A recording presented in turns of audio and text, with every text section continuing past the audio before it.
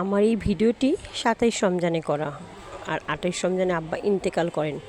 তখনও জানতাম না বাবা আমাকে ছেড়ে চলে যাবে বহু দূরে, যেখানে গেলে আর কোনো দিন আসা যাবে না। বাবা ২৮ রমজানে হঠাৎই চলে যায়। তো এই ভিডিওটি করা ছিল, কিন্তু আমি ভয়েস দিতে পারছিলাম না অনেক দিন, তোমাদের সাথে কোনো ভিডিও শেয়ার করতে পারছিলাম না, কারণ মনের দিক দিয়ে আমি অনেকটাই ভেঙে পড়েছিলাম। তোমাদের সাথে আমি শেয়ার করতে যাচ্ছি বিয়েবাড়ির রোস্ট, আর সেটাই তোমাদের সাথে আমি শেয়ার করব। এখানে কিছু পেঁয়াজ আমি বেরেস্তা করে নিব, এবং সেই সাথে দারচিনি, এলাচি, লং, তেজপাতা এবং সাদা কালো গোলমরিচ একই সাথে দিয়ে দিব। আর এখানে আমি নিয়েছি 2টা মুরগি, একটা মুরগিকে 4 টুকরা করে কেটে নিতে হবে। এখানে 8 টুকরা মুরগি আছে বা 8 পিস মুরগি আছে বলতে পারো। তো এখানে একটু আমি মরিচ আর লবণ মাখিয়ে নিব।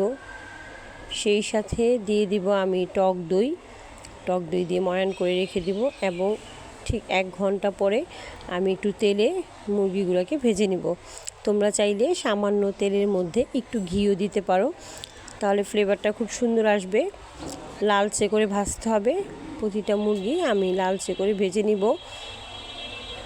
আর এখানে আলাদা কোনো মশলা নিয়ে নিয়েছি, পোস্তা দানা, দারচিনি, এলাচি, লং বেটে পেস্ট করে নিয়ে নিলাম, বা পাটায় মিহি করে বেটে নিতে পারো।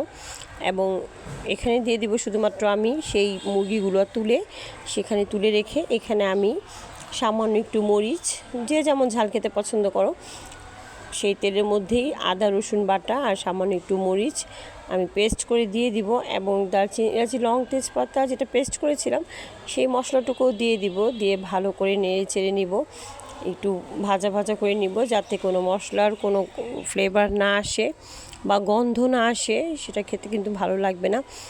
ভালো করে একদম ভেজে নিতে হবে।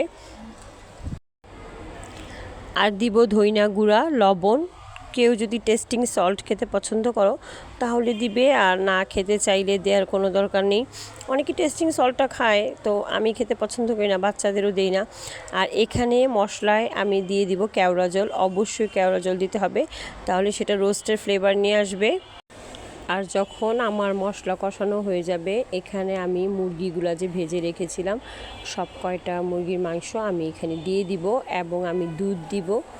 ঘন করে দুধটা পানির মধ্যে গুলে দিয়ে দিব। তরল দুধ দিতে চাইলে বেশ একটা ঘন হবে না, আমার মনে হয় গুঁড়া দুধটা দিলেই ভালো হয়। গুঁড়া দুধটা অবশ্যই ভালো করে পানি দিয়ে গুলিয়ে দিয়ে দিব। আর এখানে আমি কিছু জাফরান দিয়েছি, ফ্লেভারটা সুন্দর আসার জন্য আমি জাফরান দিয়ে দিলাম।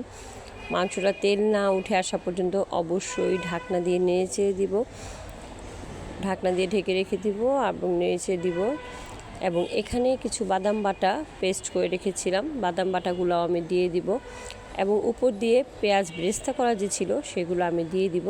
আমার রোস্টটা তৈরি হয়ে গেল। আজকের ভিডিওটি যদি তোমাদের কাছে ভালো লেগে থাকে তাহলে অবশ্যই লাইক কমেন্ট করে পাশে থাকবে। আর যারা নতুন তারা অবশ্যই একটি সাবস্ক্রাইব করে দিবে। পাশে থাকার জন্য ধন্যবাদ। তোমাদের ভালোবাসাই আমাকে অনেক দূর নিয়ে এসেছে। দোয়া করবে তোমরা।